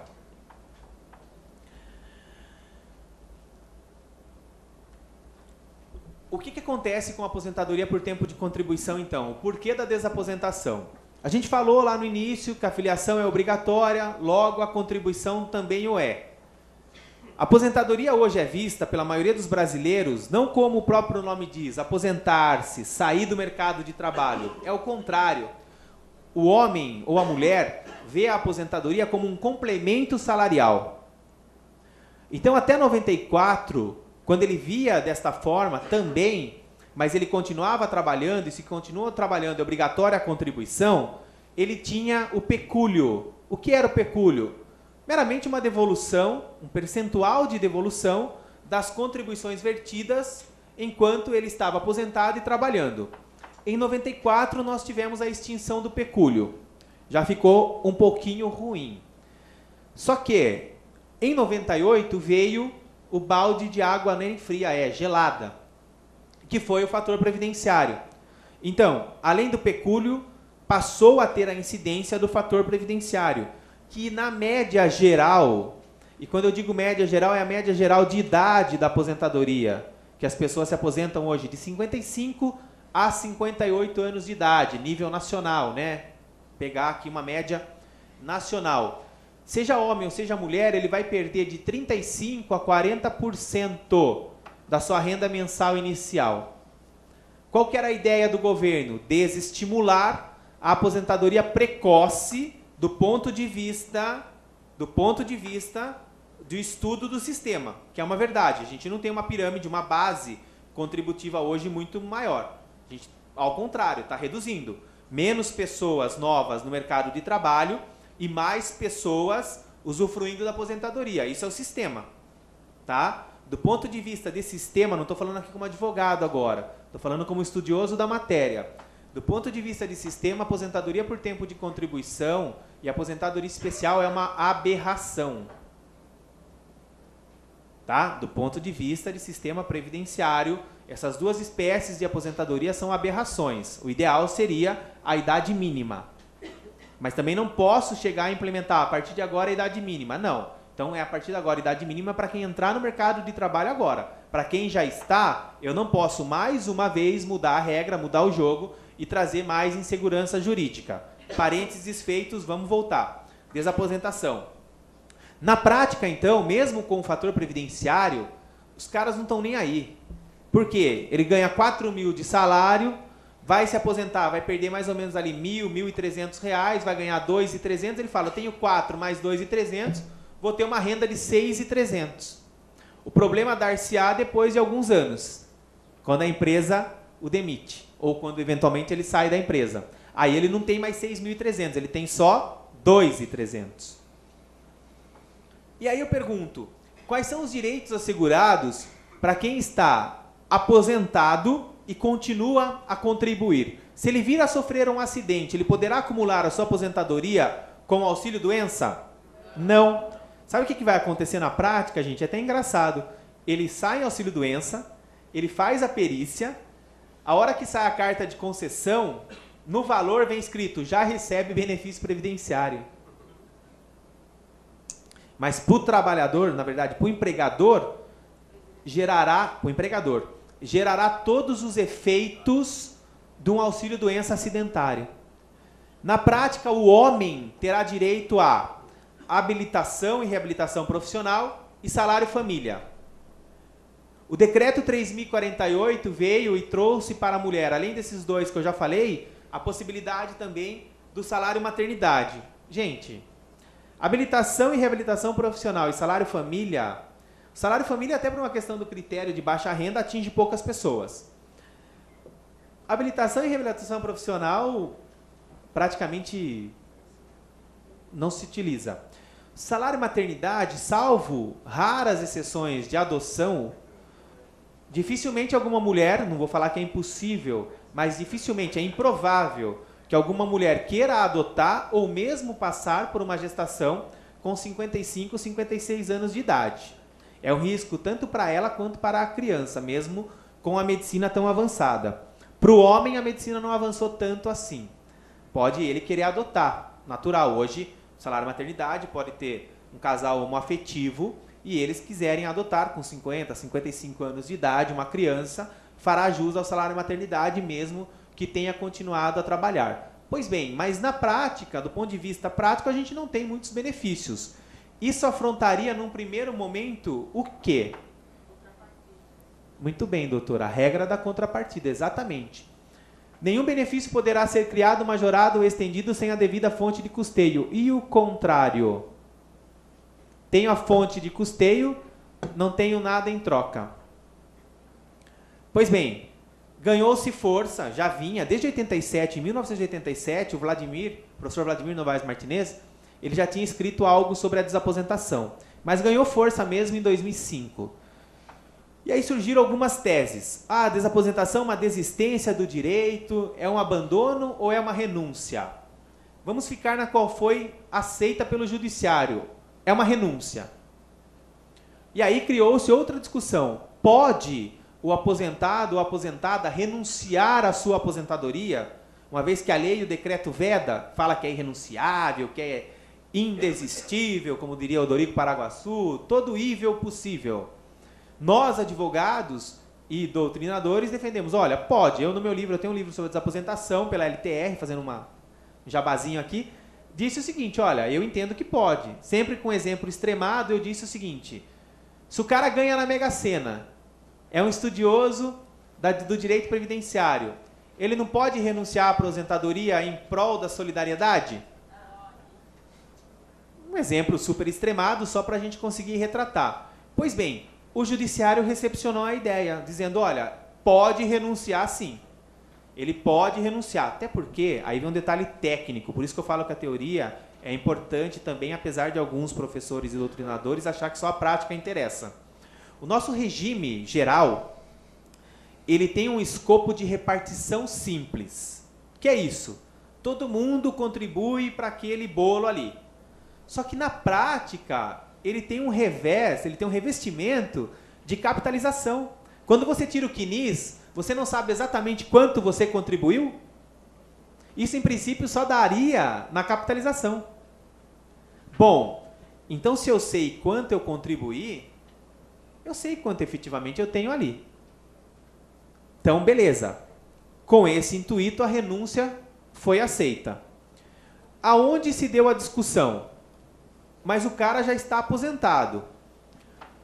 Está aposentado e trabalha faz 10 anos. Então faz 10 anos que, além do salário, ele recebe aposentadoria. Agora ele quer renunciar a esta aposentadoria por uma aposentadoria melhor, ou seja, maior, mais vantajosa, só que ele quer que leve em consideração todo este período, bem como aquele período anterior, contribuindo em prol de uma nova aposentadoria. A Procuradoria veio e disse, olha, tudo bem, só que ele vai ter que devolver, então, aquilo que ele contribuiu. E se instaurou outra discussão. Tem que devolver? Não tem?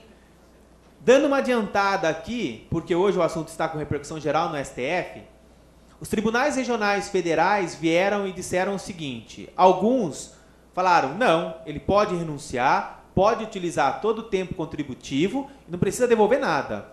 Outros disseram, olha, tem que devolver. O STJ pacificou a questão no seguinte sentido, pode renunciar e não tem que devolver nada. O assunto está com repercussão geral no STF. E aqui eu vou praticar com vocês um achismo, tá? Porque ainda não julgou. O que eu, Teodoro, Vicente, Agostinho, acho que o STF dirá com relação à desaposentação? A renúncia é possível, sim, mas vai ter que devolver. Muitos falam isso. Com todo respeito, eu acho que é uma tese subsidiária e não a principal. Por quê, doutora? Ele é natureza alimentar, mas ele utilizou. Ele contribuiu e utilizou. Oi? Ele não foi obrigado a se aposentar. Ninguém colocou uma arma na cabeça dele para isso. Ele foi porque ele quis. Não é? Ninguém obriga ninguém a se aposentar. É um ato volitivo. Estou te respondendo de maneira bem objetiva para você entender, porque não daria para a gente falar muito, tá? Mas é isso. Então eu acho, tem que alegar o caráter alimentar? Claro que tem, mas é a tese menor aí. É de forma subsidiária, porque isso aí não vai colar. Até porque o STJ já veio e deu uma decisão também, não no caso de desaposentação, mas em outros casos de benefícios previdenciários, aonde foi concedido com ordem liminar e após ser cassada a liminar, eles estão cobrando aquilo que o cara já recebeu. Então, essa questão do caráter alimentar, hoje, ela é muito dividida, tá? Mas, especificamente com relação à desaposentação, porque eu acho que o STF dará esta decisão. E volto a repetir, é um achismo. Queira Deus ou queira nós que ele venha e fala, ó, é possível a renúncia e não tem que devolver nada. Ótimo, beleza.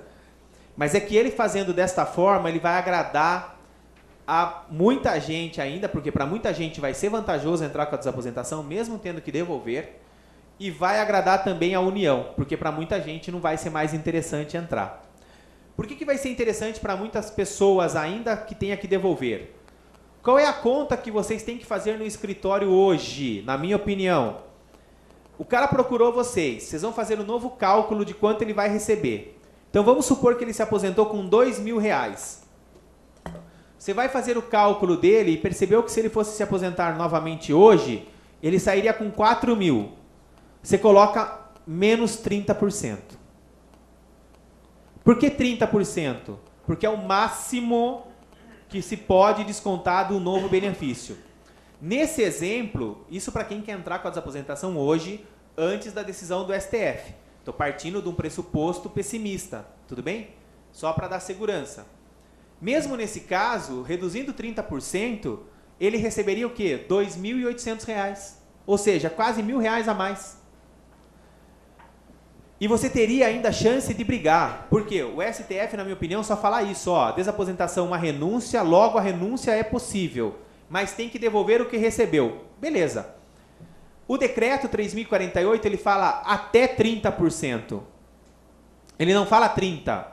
Então, hoje, quando vocês forem dar entrada na desaposentação, se forem dar entrada antes da decisão do STF, já peça para o cliente de vocês, paga plano de saúde? Pago, traz para mim. Paga plano funerário? Paga, traz para mim. Paga plano odontológico? Pago, traz para mim. Tá fudido? Tá com o nome no SPC e no Serasa? Tô. Tira lá uma certidão e traz para mim. Paga aluguel? Pago, traz para mim. Paga pensão? Pago, traz para mim. Por quê? Você já está construindo uma justificativa para lá adiante, se o STF realmente dar essa decisão, você falar, opa, 30% é muito. Perceba a excelência, que ele tem vários custos aqui e seria razoável ele descontar de 5% a 10% no máximo. Isso é técnica processual. Pensando lá na frente. Tá?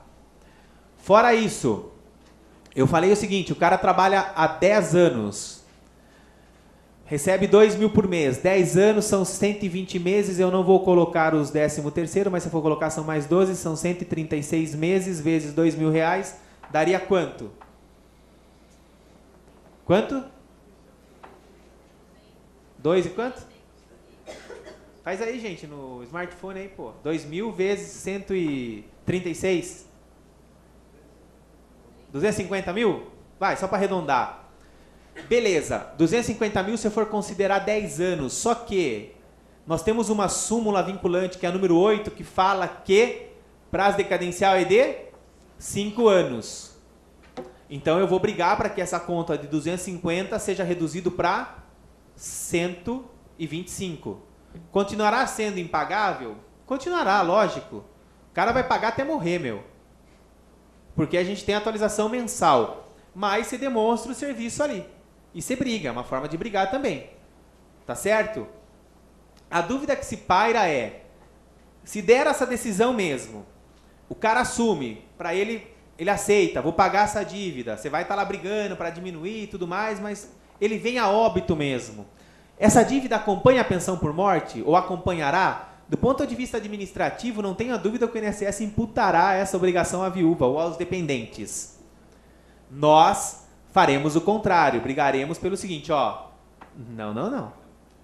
Pensão por morte é um benefício previdenciário por via reflexa que não guarda, num primeiro momento, correlação com a aposentadoria. Então, logo, esse débito não deve seguir. Quer que ela pague o débito? Entre com uma execução. Mas lá na área civil, por questão de espólio, não se mistura água com óleo. Não é isso? Ainda, em muitas situações, a renúncia vai ser interessantíssima. E aí a gente tem várias, ou melhor, uma situação jurídica específica aonde não se existe a necessidade de devolução. Imaginem o seguinte, um cara que se aposentou, ou uma mulher que se aposentou em 1998, temos muito, se aposentou na integral ou na proporcional, aqui tanto faz, só que ela continua trabalhando até os dias atuais. De 98 até 2013 nós temos quantos anos? 15. Se eu pegar como exemplo um homem que à época se aposentou com 50 anos ou mais, então hoje ele já tem a idade, concordam comigo ou não? Sim, né? E também já vai ter a carência mínima exigida para a aposentadoria por idade, tá certo? Se ele manteve a mesma base contributiva, fatalmente ele terá uma aposentadoria mais vantajosa. Por quê? Aqui, nesse caso, o fator previdenciário ele só é aplicado na aposentadoria por idade se for para elevar o benefício previdenciário, não é isso? Logo, eu estou pedindo a renúncia, por isso que a gente sempre defendeu a renúncia. Não estou pedindo para utilizar nada daquele período lá atrás, só estou pedindo para contribuir, para utilizar o novo período contribuído, que são esses 15 anos. Logo, não há que se falar em devolução. E isso o judiciário vem entendendo que, beleza, realmente não precisa devolver. Por quê? Não estou pedindo para utilizar nada daquilo que foi utilizado.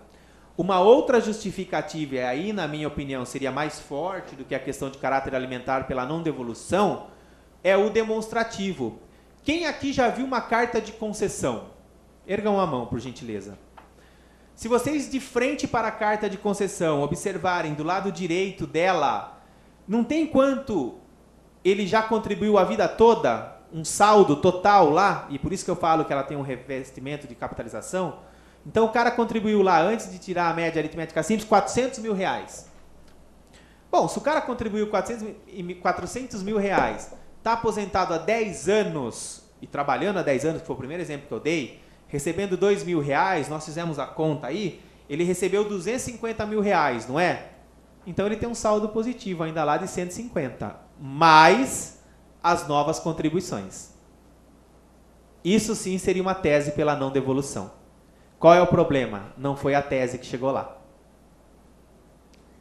Porque aqui é uma tese matemática onde eu demonstro, olha, o cara tem saldo suficiente para ainda utilizar, mesmo que eu utilize a expectativa de sobrevida desse cara, que vá até 80 anos, ele ainda assim será superavitário para o sistema. Essa conta já foi feita contabilmente? Sim, sim. Só que qual que é o problema? O problema é que não é essa tese que chegou lá. A tese que chegou lá para repercussão geral vem no sentido da de caráter alimentar, que na minha opinião é fraca. É uma tese fraca para a envergadura do problema. Para você ter uma ideia, o INSS hoje já provisionou 50 bilhões de reais para pagar a desaposentação. Dica final sobre a desaposentação, só que super importante. Vai entrar hoje com o pedido de desaposentação, pegou o modelo na internet, pegou o modelo lá no meu livro, pegou o modelo no raio que o parta. O importante é o seguinte, duas coisas. Primeiro, faça essa continha do 30% menos. Você vai brigar depois, mas faça para você ter segurança na entrada. Imagina você entrar com a desaposentação, você não fez essa conta, o cara tem que devolver, em vez de receber mais, ele vai receber menos porque está descontando. Segunda dica, nos pedidos, coloque o seguinte, que você quer a renúncia à aposentadoria antiga, mas ato contínuo, na sequência, no mesmo momento, imediatamente, no raio que o parta, o que vocês quiserem, que se conceda o novo benefício mais vantajoso. Por quê? Tem muitos profissionais, que não são o caso de vocês, e não será, espero eu, que pegaram modelos da internet e nos pedidos está lá, pede-se a renúncia, mas esqueceu desse simples detalhe, para que se concedesse a nova aposentadoria. O que o juiz fez? Renúncia concedida, queridão. Teu cliente está sem aposentadoria agora e você está tomando um processinho de responsabilidade civil. Ah, mas depois eu vou entrar e vou conseguir aposentá-lo novamente. É verdade. Mas até aí demorou 6 meses, num hipotético exemplo, o cara ganha 2 mil reais, 2 vezes 6 são 12, mais um dano moral que ele pode pedir, você vai ter que pagar 20 mil. Muitos de vocês, eu tenho certeza que são bem-sucedidos e 20 mil não faria falta. Mas você pode usar para dar uma viajada, comprar uma roupa nova, enfim, não por um erro, né? E ainda correr o risco desse cara espalhar para mais 50 que você é um profissional inabilitado para aquele tipo de ação. Para finalizarmos a conversa nossa, dano moral previdenciário.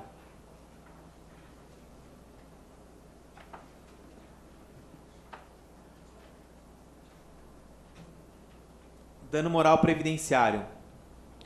Matéria que vem crescendo muito.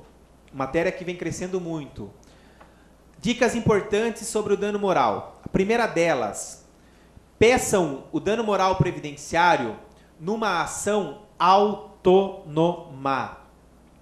Vocês não vão pedir o dano moral cumulado numa mesma ação de qualquer pedido de qualquer outro benefício previdenciário. Mas eu vou pedir. Tá, o problema é seu, pode pedir, mas eventualmente o juiz nem vai olhar. Segundo, Bom senso, esse é o mais difícil. Bom senso nos valores. Por que bom senso nos valores? Porque a ideia não é se enriquecer com o dano moral previdenciário. É apenas educar a Previdência da mesma forma que ela tenta nos educar, pelo bolso. E para que você tenha um complemento de honorário no teu escritório de algo que, em tese, já estaria perdido. Por que eu estou falando, então, em ação autônoma e em bom senso nos valores? Vamos a um exemplo concreto. Você entrou pedindo uma aposentadoria por tempo de contribuição para o teu cliente na esfera administrativa. Carteira profissional assinada, tudo bonitinho. O INSS nega o reconhecimento de determinado período, alegando que é um período extemporâneo, que não consta em CNIS, alguma coisa nesse sentido, que é de praxe. Ora, para fins previdenciários, a carteira profissional tem que ser considerada como prova absoluta. A administração assim não o fez. Não se emocionem. Você vai entrar no judiciário, não vai? Entrou no judiciário, o judiciário recepcionou a ideia e reconheceu o direito à aposentadoria, reconhecendo aquele período constante da carteira. Bacana. Você vai pegar a sentença, transitou em julgado, aposentadoria concedida, agora você vai entrar com o dano moral previdenciário.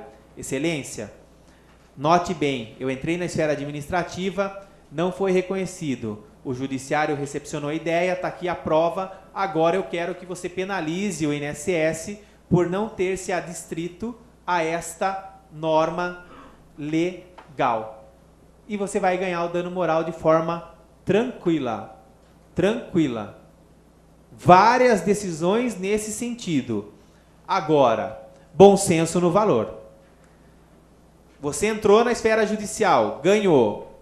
O INSS já foi condenado a pagar tudo de forma retroativa.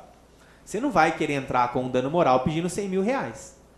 Você vai ter que tentar averiguar o quê? Quanto foi efetivamente que aquele cara deixou de usufruir por não ter, desde então, concedido lá atrás. Talvez 5, 10 mil reais seja um bom valor. Você cobra 30%, 3 mil reais. Vocês podem fazer em todas as ações de vocês isso daí. Por quê? Tem várias situações que não são reconhecidas administrativamente. O importante é, ganhe na esfera judicial primeiro, porque você já tem a prova ali, constituída. E aí você entra com a ação do dano moral. 5 páginas, para quem gosta de escrever muito. Não vai mudar, padrão, e você vai ter mais uma possibilidade de ganho no teu escritório. Vem crescendo muito a aceitação dos juízes com relação ao dano moral previdenciário, desde que sejam com essas características que eu estou falando para vocês. Ação autônoma e bom senso no valor. Tem juiz que já deixou claro que valores acima de 10 mil reais, dependendo do que for, ele nem olha. Tá? Então, a ideia é penalizar e conseguir um ganho a mais. Não é ficar rico com o dano moral, mas é ter mais um retrabalho e mais uma possibilidade de ganho. Então, você já ganhou 4 mil da aposentadoria, 3 mil do atrasado da aposentadoria são 7, mais 3 mil do dano moral, 10 mil. 10 clientes, 100 mil reais. Belezinha? Anotaram o meu e-mail, né? De forma tranquila. Quem tiver Facebook, eu tenho uma fanpage lá, Teodoro com H, Agostinho. Basta curtir, sempre eu estou postando lá decisões. Por sinal, para finalizar, antes de ontem saiu uma decisão extremamente inovadora do TRF4. Até então, nós tínhamos o adicional de 25% pago exclusivamente para aqueles que estavam aposentados por invalidez e necessitavam da ajuda de terceiro. Antes de ontem, numa decisão inovadora do relator, que é o desembargador Rogério Fravetto, alguma coisa assim, ele concedeu o adicional de 25% para um aposentado por idade que necessitava e necessita da ajuda de terceiro. É uma decisão isolada, mas que vale a pena, é um excelente precedente, fazendo o quê? Estendendo para os outros benefícios previdenciários a possibilidade desse adicional de 25%.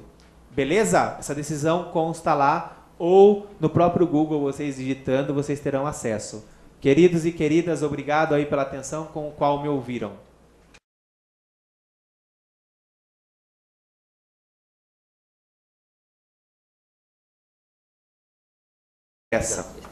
Você vai lá, pegou o modelo, vai aplicar a tese, no primeiro momento da dor de barriga, você não vai saber o que fazer.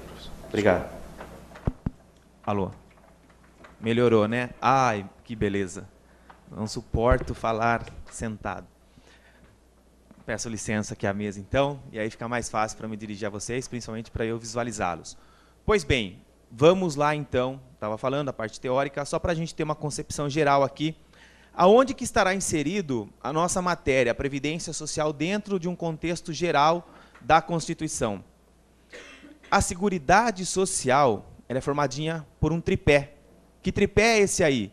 Saúde, assistência e previdência social.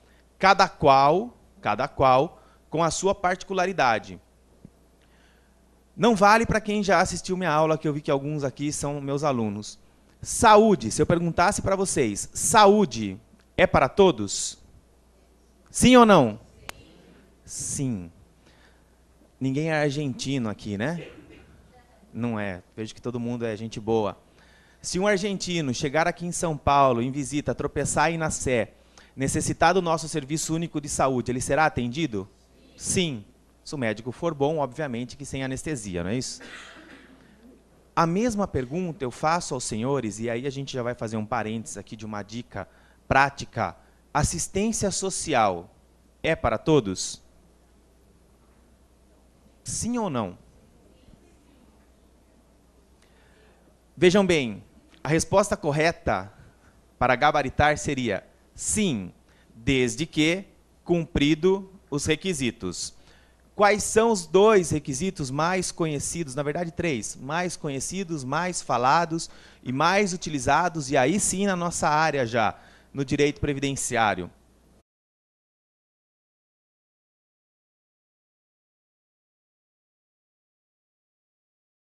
O tema é prática administrativa, advocacia administrativa, previdenciária e judicial também.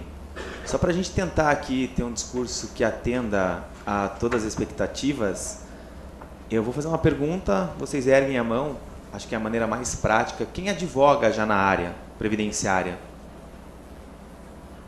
O restante eu vou presumir que estão vindo para a melhor área do direito, é isso, né? É a matéria, e aí, sem brincadeira alguma, realmente é a matéria que mais cresce atualmente no Brasil, é a matéria de direito previdenciário, vocês não tenham dúvida disso. Lógico que isso é em decorrência de alguns motivos. Dentre eles, o motivo principal, na minha visão, é porque, efetivamente, o INSS é o maior litigador que nós temos no país hoje. Se vocês fizerem uma breve pesquisa, aqueles que já estão na área sabem muito bem disso, aqueles que estão entrando na área poderão saber. Hoje, a maioria das demandas que nós temos em nível nacional é contra o INSS. E aí a gente vai ter uma série de situações. Pois bem, só para a gente contextualizar então, a gente de início, a gente tem que ter na concepção, e as minhas palestras, as minhas aulas, eu vejo que aqui teve algumas pessoas que já acompanharam, eu não fujo de algumas situações e de uma metodologia de aula mesmo, que é qual? Eu não dispenso a parte teórica, tá? Por quê? Adianto desde já, lógico que no mercado aí vocês encontrarão palestrantes e palestrantes, professores e professores. Não adianta eu passar a prática para vocês se vocês não souberem da onde ela surgiu, da onde aquela situação surgiu. Não adianta eu falar, ó, a tese é... O critério, ele existe, mas não será para ser excludente. Se você comprovar a necessidade social daquela pessoa, o benefício assistencial será sim concedido. Teodoro, mas é um salário mínimo só. É aí que vem, como se diz no dito popular, o pulo do gato. Por quê? Tem muitos alunos ficando literalmente milionários com um benefício assistencial. Óbvio que você vai necessitar de algumas situações. Pegar o foco, tá certo? Pegar uma determinada região carente, onde se necessita desse tipo de trabalho. São Paulo é repleto dessas regiões. Vocês podem fazer contato com alguns moradores de bairro, alguns presidentes da associação, porque vocês estarão prestando um serviço social, sim. Tá? Nós estamos aqui na Casa do Advogado, eu estou falando sobre uma forma de captação, então, eventualmente, eu estou falando para vocês algo que vocês podem. Vocês vão lá proferir o quê? Uma palestra educacional, como eu estou fazendo aqui, de direito àquelas pessoas que muitas vezes não sabem do seu direito, sendo até redundante. E vamos lá. Quanto que se normalmente cobra na nossa área? 3 benefícios? Mais, eventualmente, um percentual de atrasado? Vamos colocar aí 20%? Na nossa Justiça Federal aqui de São Paulo hoje, um processo deste tipo vai demorar mais ou menos para tramitar 24 meses. Vamos trabalhar com 20 meses, só para ficar um número exato, é mais fácil para fazer conta, pode ser? 20 meses vezes o salário mínimo, vamos arredondar para 700 também, dá quanto? 14 mil, não é isso? Legal. Quanto é, vamos colocar 20% de 14 mil? 2.000. É a idade, a miserabilidade e a deficiência física. Eu vou me ater a um desses requisitos, que é onde a gente tem uma possibilidade de ganhar uma grana hoje, que é qual? A miserabilidade. Então, vamos lá.